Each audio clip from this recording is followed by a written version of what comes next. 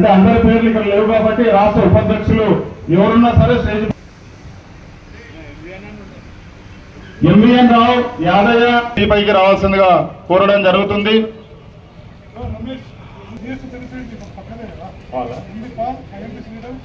ఎండి Paul VST recognition ఎండి Paul INTUC stage పైకి రావాల్సిందిగా కోరడం జరుగుతుంది. Deputy general secretary Nagesh Patel గారు కూడా స్టేజ్ పైకి కోరడం జరుగుతుంది.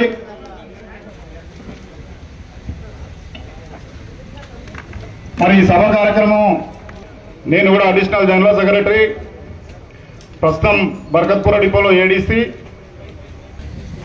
చాలా కష్టపడుతున్నాం, వణుకుతున్నాం,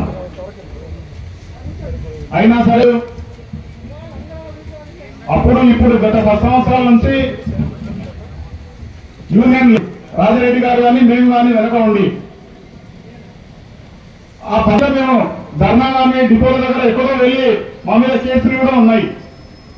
ఒక కార్మికుల గురించి ఏ నాయకుడు పని చేసిండు, ఏ నాయకుడు పని కారణం ఏంటంటే నిన్ననే ఒక అధికారిని అడిగినాం. మేము ప్రూవ్ లేదు కాబట్టి సిటీలో స్పెషల్ గా పెట్టి నడుపుతున్నామండి, మీరు దొరకదు కాబట్టి అన్ని